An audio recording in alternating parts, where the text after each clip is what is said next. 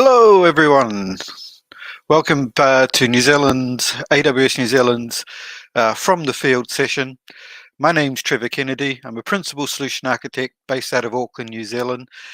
Today, I want to talk to you about generative AI. It seems to be what everybody's talking to us about within our customer base. So wanted to bring it to the Twitch session.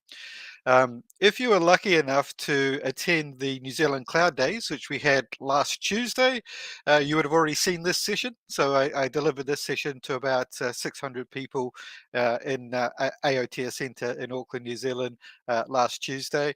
But we wanted to bring it to a wider audience. We had a lot of questions on the day, so we just wanted to make sure that we recorded it and had it available for everybody to see. So if you do have any questions, throw them in the chat. I'll be monitoring it and we'll make sure we get all your questions answered.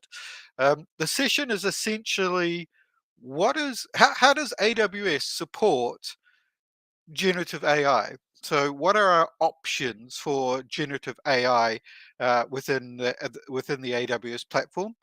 The good news is there's a lot of options here. We have some really strong support for generative AI. I'm going to show you some of the stuff that I've managed to produce using the options that we have available.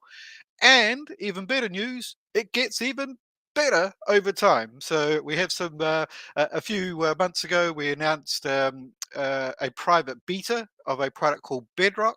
So I'm going to talk about what Bedrock is and how you might want to use that for your generative AI projects within your organization as well. So like I said, any questions, throw it in the chat. We're more than happy to answer any questions as we go. This session, when I was covering the slides for it as part of the New Zealand Cloud Days, took me about 30 minutes. So if you've got some questions, throw them out there. That'll give us some extra time before we wrap up today. Excellent.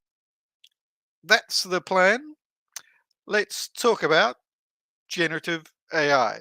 So I'm going to start with, let's just level set what exactly is generative AI. So here's a quote for generative AI, and I think this pretty much sums it up. Generative AI refers to a type of artificial intelligence system that can generate new content, such as images, videos, text, or even music, that is similar to what a human might produce. So I think that's a pretty good a pretty good quote there of what generative AI is, and certainly covers the wide spectrum. Um, Interestingly, that quote was generated by generative AI. I use Claude large language model. Everybody's heard about GPT as a language model. GPT itself has been around for a few years, but there's a lot of different large language models out there. This one came from Claude. It's one of our partners, and this was a large language model that I deployed on AWS with a one-click deploy. So all I need to do is say, this is the mod I wanted, put it into production, click, and it managed to get into production for me. These models that I'm going to show you today, all of the generative stuff that I've managed to create comes from models that are available for you to deploy within AWS today. When you deploy these models, they deploy into your account. So they are essentially your implementation of generative AI, in this case, a large language model. The big advantage of that, of course, is because it's in your account, all your data stays locally. None of that data gets shared back to the original partner. You get full control of your data, and if you've got data residency issues, for example, maybe you're working in a country where regulation is a concern about privacy, and you need to keep that data within your own country. As long as you have a AWS region there, you can then deploy this model into your AWS region, and that data gets to stay local. So that's a big win that we're seeing for our customers. Okay, let's talk about the problem with generative AI. The model sizes are getting larger and larger. The number of parameters to create your own version, your own large language model, is getting larger and larger. Back in the day, we started with Chat GPT 2, it was 1.5 billion. Everybody was like, wow, it's over a billion parameters. Surely we can't get larger than that. GPT 3 came out and there was 175 billion. And that was the one that was the breakthrough, right? When GPT-3, GPT-3.5 came out, and that was kind of the breakthrough where everybody's talked about its capabilities and saying, "Hey, this is really impressive." GPT-4 was then produced. They don't tell us the final number on GPT-4. When you search around exactly, what the total parameter number is, most people say it's somewhere around the 1 trillion mark, but that's not the official published number. Switch C, however, do publish their number. They come at 1.6 trillion. And one of our partners here, Jurassic 2 Jumbo, again, they don't publish the official number on how many parameters, but again, most people, that you talk to within the industry say it's around the 2 trillion parameter mark. So these numbers are just getting larger and larger over time. What's interesting here is there doesn't seem to be an upper limit yet. We haven't hit it. The more parameters you give your large language model, the better it gets at producing content. The same has been true for image generation, so stable diffusion. The more images you get, the better it gets over time. I don't know if you've used the early versions of stable diffusion, but the early versions were really bad at doing hands, for example, which artists tell me that this is a pretty common problem, being able to draw hands. Well, the large stable diffusion models, image generation models, also struggle with those hands. But the more images we've given them over the time, the better they've got at doing these drawing these hands. So we haven't hit that upper limit yet. My instincts are there will be an upper limit, but at this stage, we haven't hit that upper limit. The challenge is the more parameters you have, the more compute you need to be able to generate these large language models. And that's, that's the problem, right? If it's going to cost you more and more and more to create these models, you don't want to have to recreate them every single time. So what we're seeing the industry move towards is foundational models. And what we mean by that is you get a foundational model where essentially one of the providers will create the foundational model for you.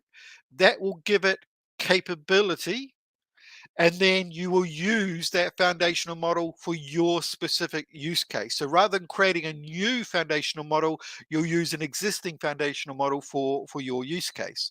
So a good example of that is if we take a large language model, so that'll be a foundational model. Essentially, by training up that foundational model with your 2 trillion parameters, you are giving that foundational model the capability to communicate. So, for example, to be articulate, right? So, for example, if I said, take this article and summarize it for me into a smaller summarized version, it will be able to do that, and it will be able to do it articulately, right? It might take 10 paragraphs and get it down to a single paragraph, and that paragraph will make sense, when I'm reading it. Or possibly I might ask it, can you write an email for me? Again, it will be able to do that, write that email in an articulate fashion. So the foundational model will have the basic foundation to be able to communicate with us. That's the whole concept of a foundational model. Or a foundational model might have if it's an image generation foundational model, might have the basic foundations to draw images. So that's the concept of these foundational models that people are talking about, and the you know it's our thinking here is you're not going to have to create your own foundational model. Chances are you'll use an existing foundational model and you'll just customize it for your specific use case. Um, so that's the general concept here of foundational models. Let's take a look at what I've been able to do with foundational models. So I've got some images here that I've managed to create. On the left-hand side, this was a text-to-image foundational model. I used Stable Diffusion 2.0. This interior that you're seeing here, it doesn't exist, right? So even though it looks really, really impressive, this was completely generated by Generative AI. I was using a foundational model from one of our partners, Stable Diffusion, a model, and I was just able to say, "Hey, draw me an image," and gave it a prompt, and this is what I managed to get out of it. On the right hand side here, we've got seamless transformation. So this is the ability to see depth of an image and then create an image over top of it, or auto fill in an image over top of it. So I was able to pick grandma or granddad with glasses, and futuristic glasses, and it was able to draw that image for me.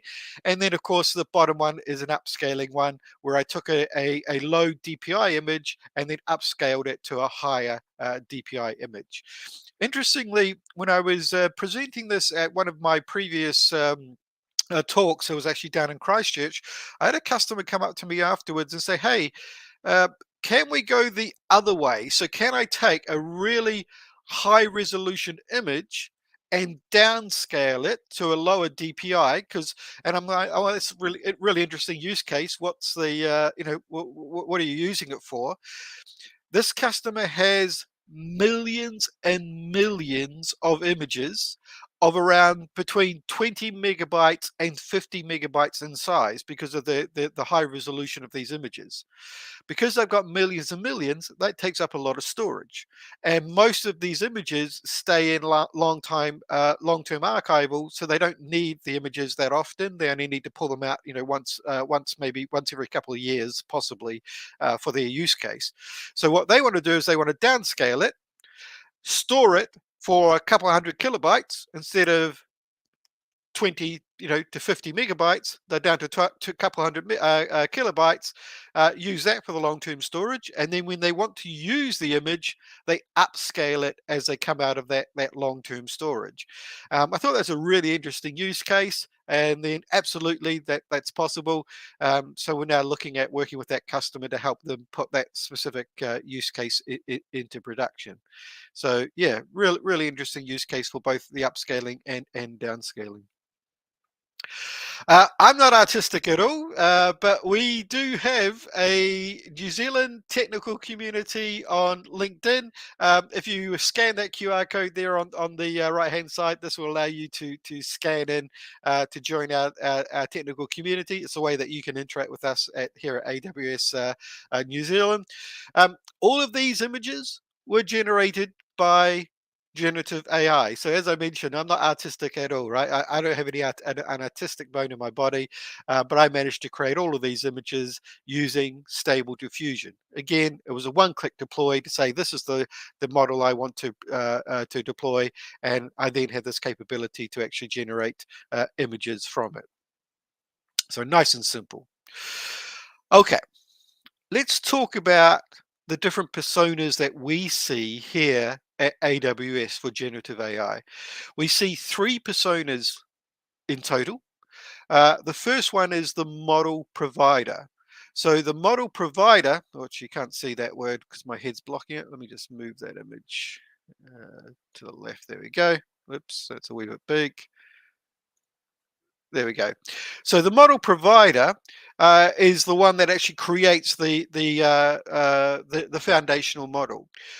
To be honest, we don't expect there's going to be a lot of foundational model providers, and the concept is that a foundational model should theoretically have similar capabilities. So, for example, if we take a large language model, the one question I get often asked is, if we've got all these large language models, are they is one large language model smarter than the other large language model?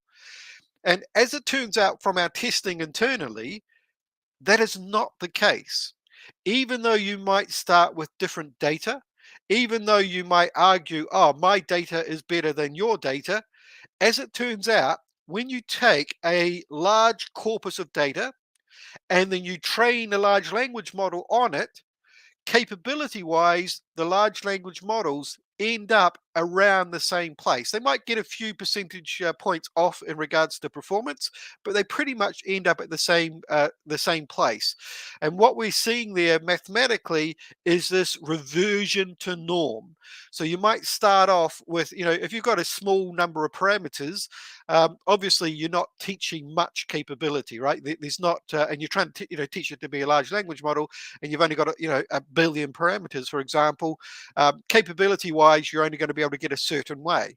If you give it 100 billion parameters, or in some cases, similar to our partners here, 2 trillion parameters, then you pretty much learned everything you're going to learn as a large language model, right? You're going to learn how to be articulate as a large language model. And if I go from 1 trillion to 2 trillion parameters or 5 trillion parameters, I've already learned how to be articulate after a trillion parameters.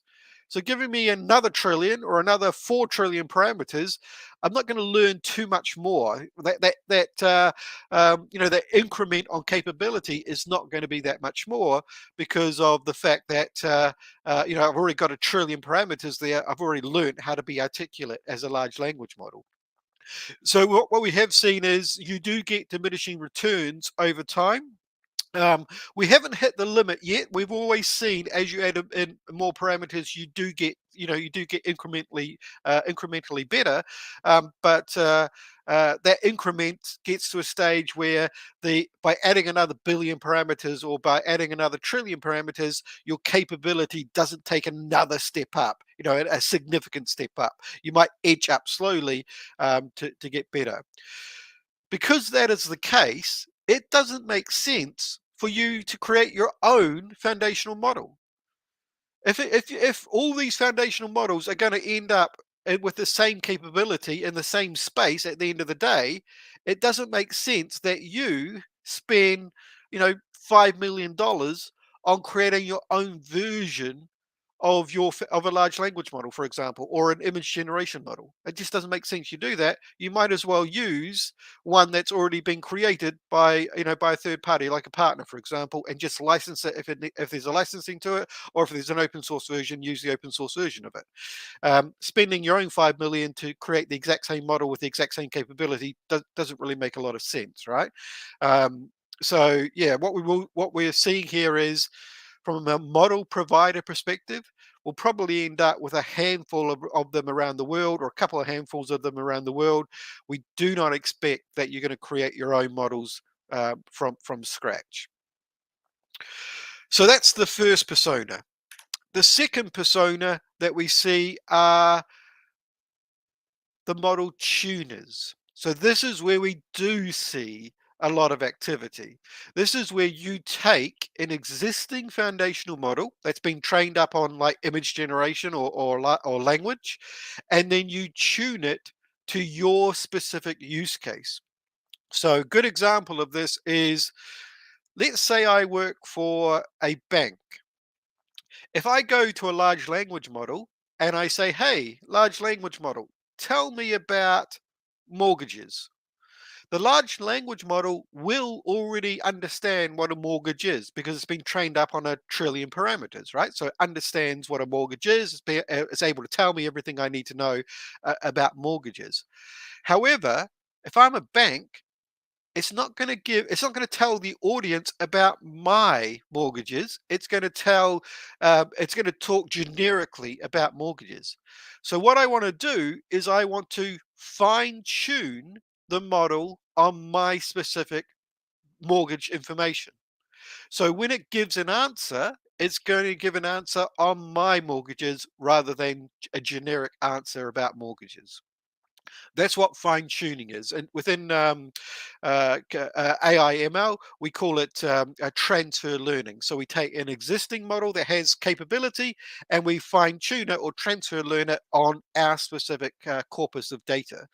And the concept here is, with fine tuning, that when it provides an answer, or it needs to provide an answer, it provides an answer from your specific data. Therefore, it's authoritative on your data rather than a generic answer. And we absolutely expect to see that this is a common use case for our customers. So rather than you creating your own model, You're just going to take an existing model and fine tune it on your data. And then finally, the third persona we see here is model consumers. So these are consumers that are just consuming the foundational model capabilities, right? So a good example of this would be ChatGPT. When you go and just use that, or Bard from Google, when you go and use that, or Midjourney for image generation, when you go and use that, right? So all you're doing there is you're just creating your images, or you're creating the text. So you're prompting it to create the images and the text that you want. So you're just consuming it. So those are the three personas that we see within generative AI. I suspect you'll fall into one of those three, because those are the personas that we see. We've made sure that we can create we provide a solution for each of these personas within your organization, depending on which one you are. So I'm going to talk about how we help with each of these personas.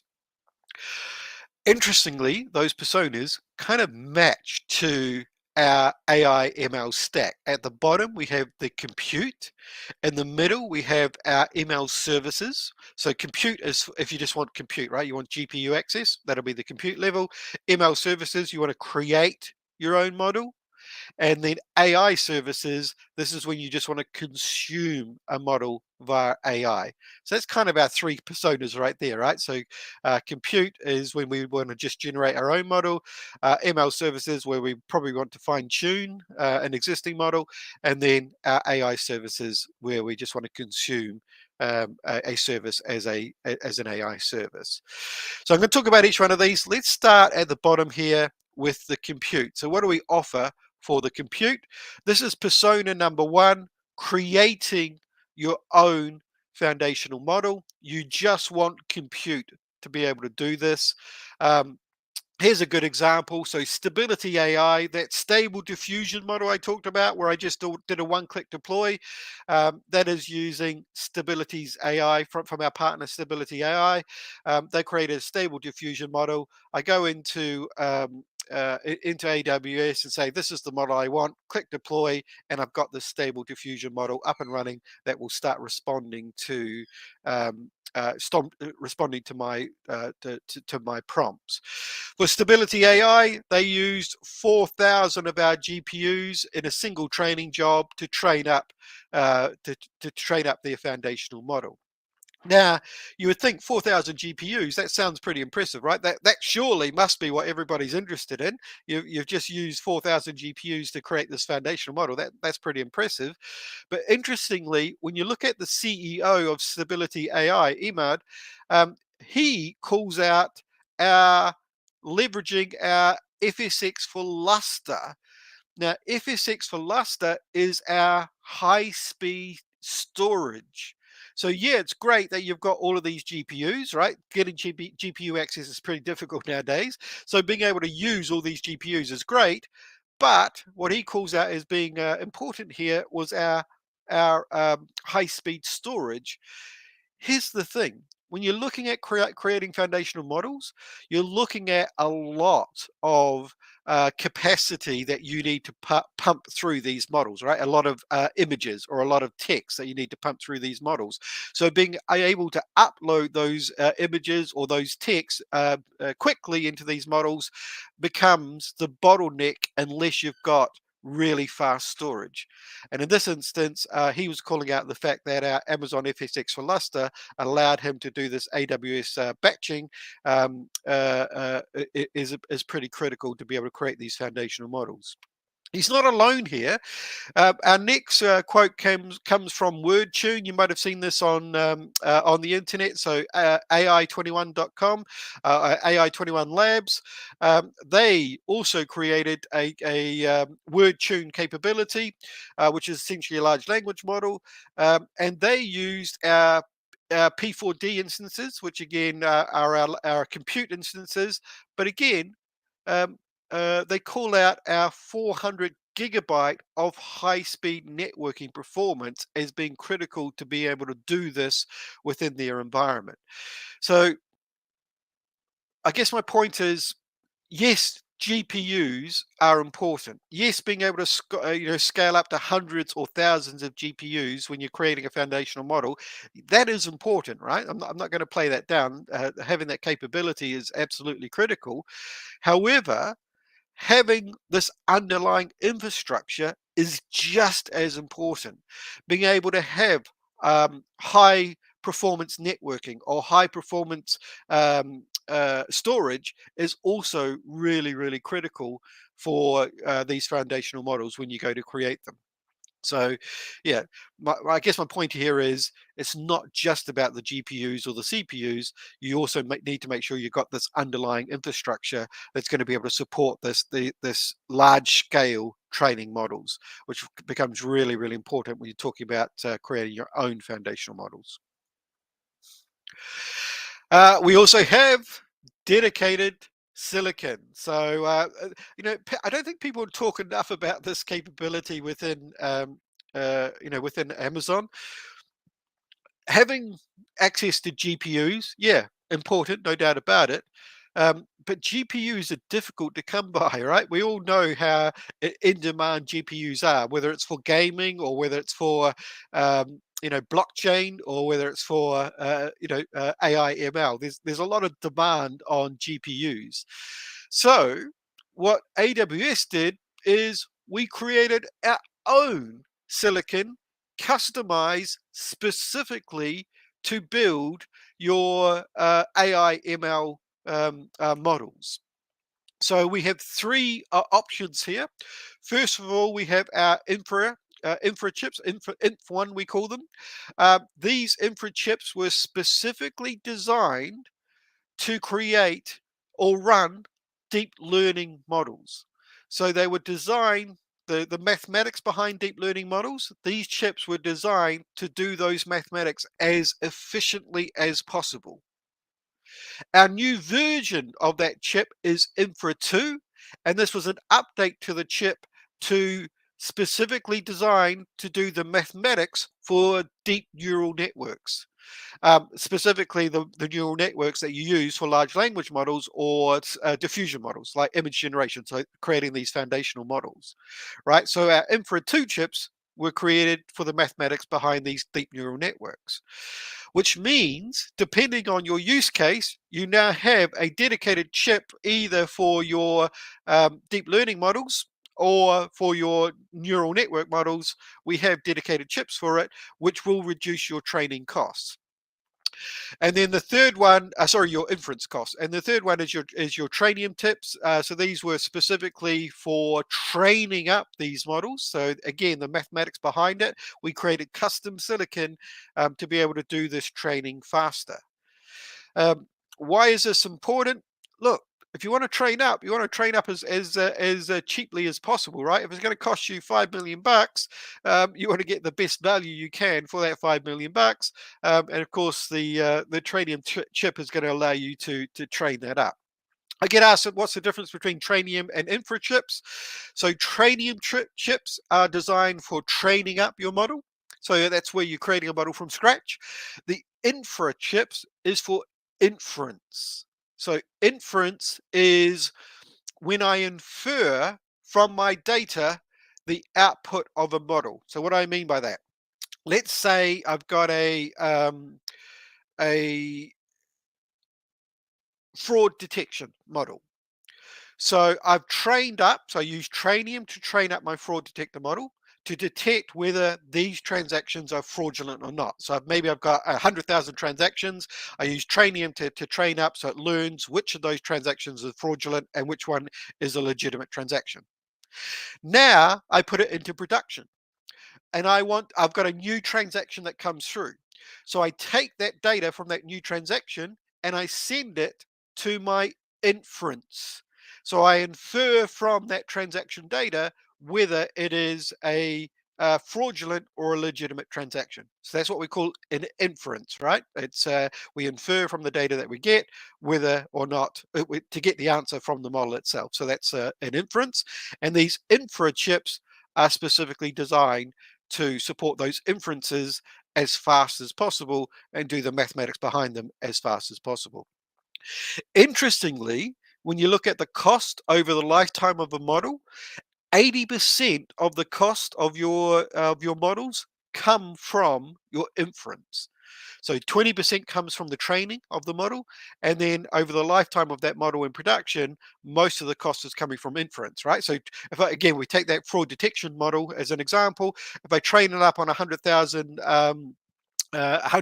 samples of fraudulent data, that will probably only take me about an hour to train up on those 100,000 transactions. So my cost up front is going to be an hour worth of compute. That's a big up cost. Well, that's probably about $50 an hour for my Trainium. So that's a $50 upfront cost. My inference costs probably cost in the vicinity of 0.01%, 1 cent to do the inference. But I'm doing that for every single transaction. So if I get 100,000 transactions a day or 200,000 transactions a day, that's going to cost me 0.01 cent per transaction, 200,000 transactions a day, right? And then over 30 days, that cost starts to add up, and eventually it's going to pass your training costs. Um, so that's why we say about 80% of your actual AI ML costs will come from inference, and 20% will come from actually training up. Okay. Here's a good example. This is a quote from Runway, which is one of our partners. They used our inference 2 instances, and they were able to get 2 times higher throughput on that same level of compute. So those inference chips designed to do inference faster, designed to do inference as cheaply as possible as well. So if you haven't looked at the Infra 2 chips yet, or you haven't looked at the Trainium chips yet, these are custom silicon from AWS. This is not third party. This is us creating this stuff so that you can keep your costs down for this training model. Definitely worth taking a look at it if you can. Next level up here is our ML services. So our ML services are designed for people that want to build models. These or tune models. These models you could build them from scratch, right? So even if you've got no experience with AI ML, we do have solutions for that. So we have a no code, low code solution here in the middle called SageMaker Canvas. So as long as you've got the data, you could use SageMaker Canvas to train up a model, even though you don't have an AI ML background. However, what most people use this level for is getting a model into production. Technically, you could build a model on a EC2 instance, which is just our standard compute instance, right? And then put it into production. You could do that. However, if you're working for an enterprise organization, you want to do things like bias detection. Is there any bias in our data? Is there any bias in our answers? You want to do things like model monitoring. How fast is our model responding to inference requests? Is the model accuracy getting better or worse over time? You want to be able to do things like scale up and scale down if you get a peak load of inferences to your infrastructure. So maybe it's Christmas time and you're selling your Amazon.com and you're getting a lot of transactions. So you want to be able to see if those transactions are fraudulent. Of course, your fraud detector model usage during that time is going to go up pretty significantly because you're going to get a lot of transactions, right? So you want to be able to scale up and scale down automatically. Doing all of that is difficult. So what you want is a solution that solves that problem for you. Otherwise, you're going to have to think about the compute. So you're going to have to worry about, okay, I'm training it up on a Trainium chip, or I'm inferring it on whatever chip we're using for inference. How do I scale up and scale down that compute to be able to support my use case. You also need to worry about the networking, right? 400 gigabyte network, for example. You need to worry about the storage. So are we storing it on our fast storage or our slower storage? And of course, you need to orchestrate all of that as well. So when you're training up a new model, worrying about all of this stuff is a pain.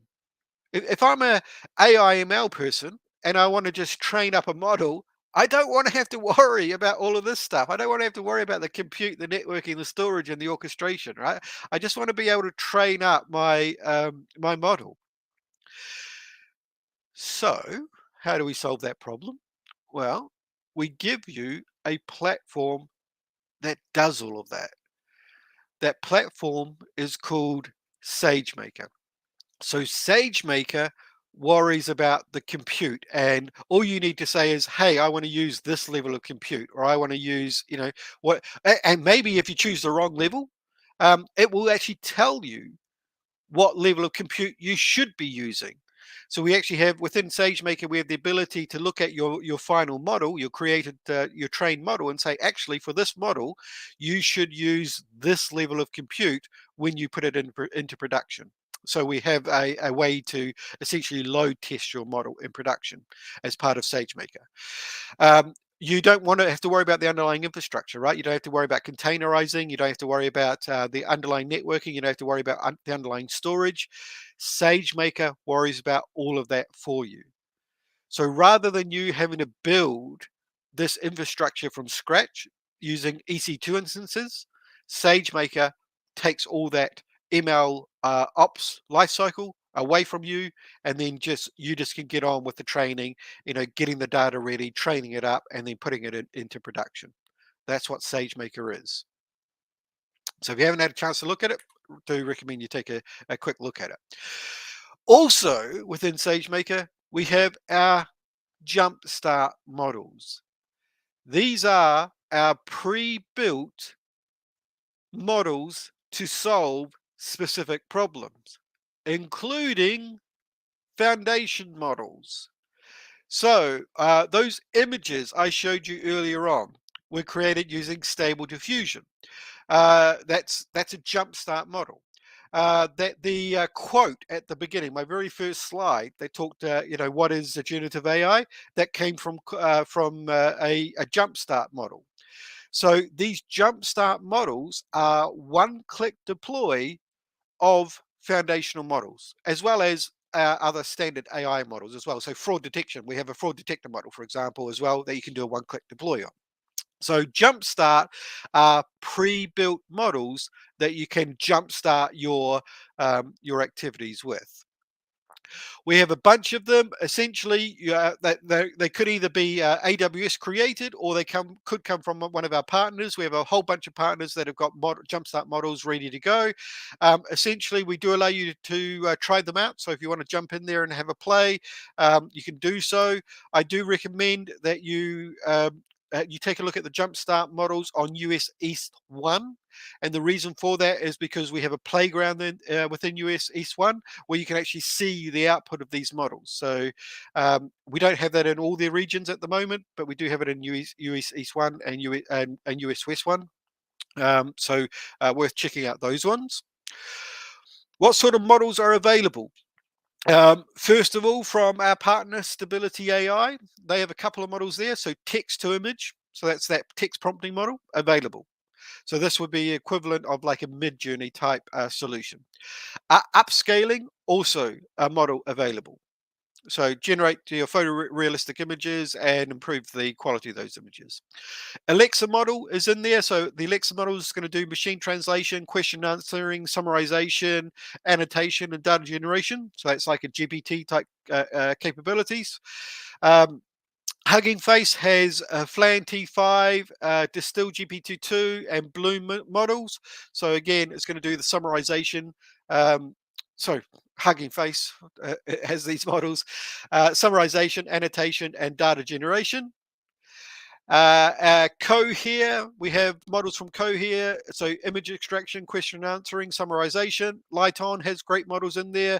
I'm particularly fond of their sentiment analysis and their classification capabilities. And AI 21 Labs has the large language Jumbo 2 model available as well. So these are long form generation, summarization, and information extraction. So these models all available to you. The proprietary models do require licensing. Within the playground I mentioned, you can test them out so you can see what sort of output you'd get. And then if you're interested, you can then go and license them directly from the partner. And we make that as easy as possible as well. So those models are available today. You want to get started on GenAI today? That's the way you can get started on GenAI today. Excellent. So that's our ML services. If you want to build your models or you want to fine tune an existing model, those models will allow you to get started today. Then we have our AI services. So this is when you want to just consume a model via an API. To consume a model via an API, well, first of all, let's talk about foundational models in general, right? So foundational models are really resource intensive. They take a lot of compute requirements to actually build them from scratch. We have some privacy concerns there, right? So if we're using one of the existing foundational models out there, what we're worried about is putting proprietary information there. I don't know about your organization, but certainly within AWS, an email went out to all of AWS saying, hey, do not put proprietary company information into these open source foundational models on the internet. We don't want to, obviously that's a privacy concern, right? Particularly if you're putting proprietary information in there or customer information, even worse. And of course, the infrastructure management overhead, that's a bit of a challenge as well, right? If you're trying to scale these up and scale them down, that becomes an issue as well. So these are challenges that we see with foundational models. If we could take those challenges away, that would be a bit of a win. So to solve that problem, we announced a few weeks back Amazon Bedrock. So Amazon Bedrock will be your API access to foundational models. These foundational models, we will allow you to essentially one-click deploy them into your account. So these foundational models are not going to be a shared foundational model. It'll be single tenanted foundational models, which means it's your foundational model for your account. We've got foundational models from AI 21 Labs, Anthropic, Stability and AI, and Amazon. I'm going to talk about what those are in a second. They are privately customizable foundational models. So these, if you want to tune them up on your mortgages, when you tune them up on your data, that data stays within your AWS account. So that's the win here. And of course, it's you access it via API, right? So nice and easy to get access to it. The foundational models, when Bedrock goes GA, these are the ones that we're planning to go GA with. We're currently in beta with some of our big global customers.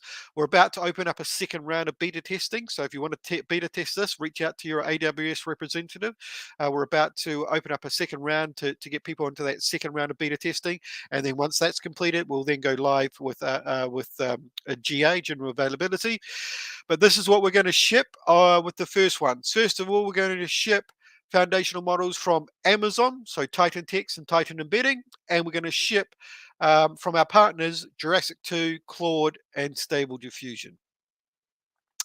Let's talk about those in a bit more detail. First of all, Amazon Titan.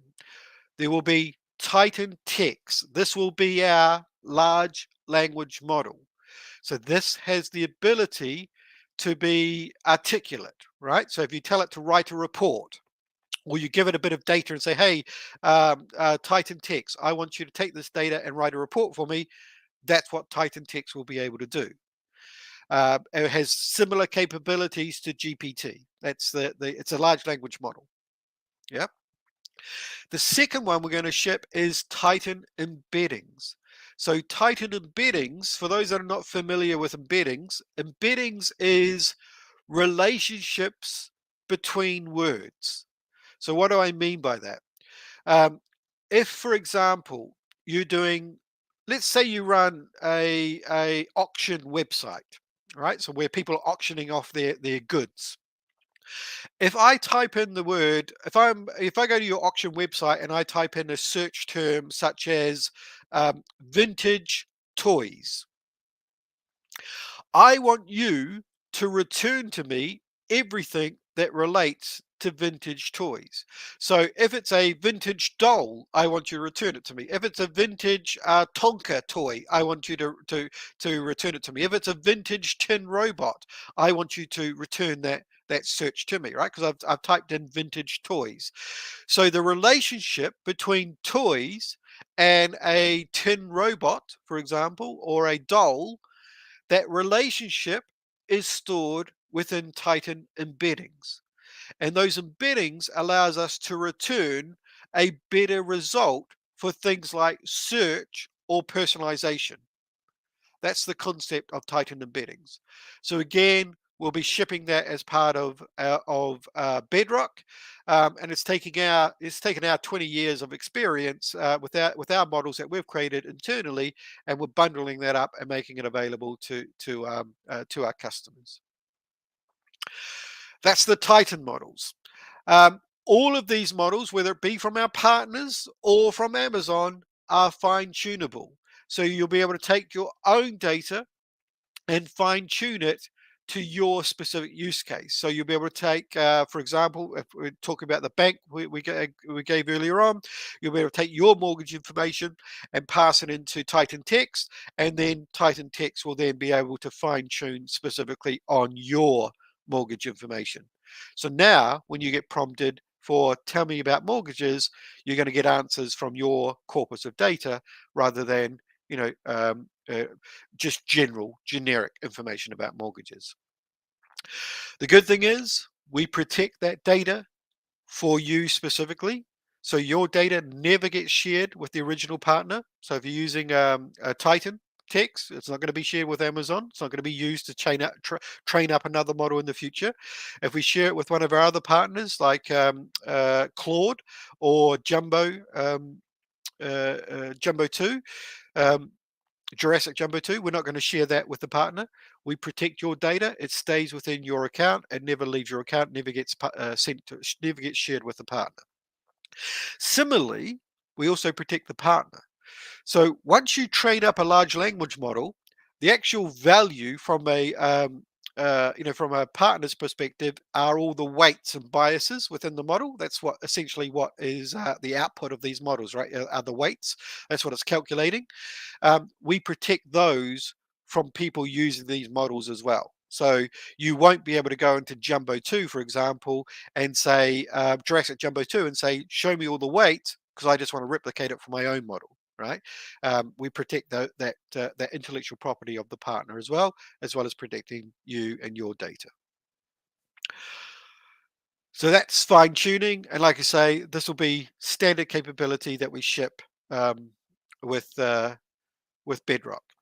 We do have customers on this already that are using it. So this is from one of our beta testers. They've looked at using Titan models and they're using it through an API. So their big winners here, they can just consume it and generate, generative, in this case, large language model, generative AI, just by sending an API request to the API. It scales up, scales down. They don't need to worry about the underlying infrastructure. They just consume it. So that's the win here for Bedrock.